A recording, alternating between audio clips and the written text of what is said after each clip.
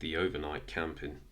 Mickey and the gang had been looking forward to a camping trip, but rain had soaked the ground and it was too wet outside.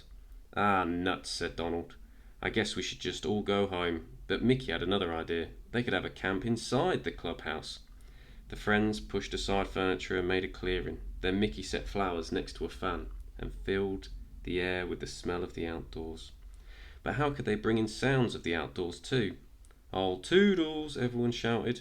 Toodles had 4 mousecatals. One was a special music box. Mickey wound it up and opened the lid. The music box made the sounds of chirping crickets and ribbiting frogs. "That's more like it," said Donald. "Now let's eat." A handy helper made a fire in the fireplace, and the gang cooked hot dogs on sticks. They toasted marshmallows, too. What fun! But where would everyone sleep? Mickey brought in a tent from the garage. As he unrolled it, a frog jumped out and hopped around the room. It really was like camping outside.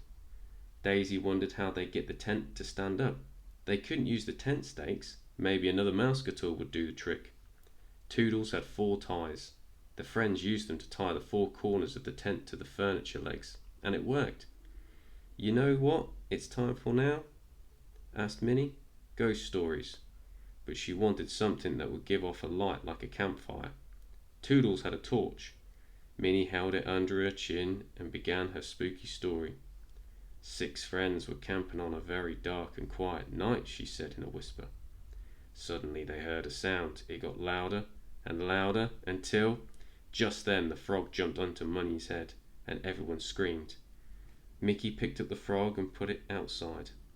Everyone leaned back and looked up at the ceiling. "The only thing that could make this better was if they were looking up at the stars," said Donald. Toodles had one tool left, a projector. Mickey switched it on and filled the room with twinkling stars and planets. It was the best camping ever.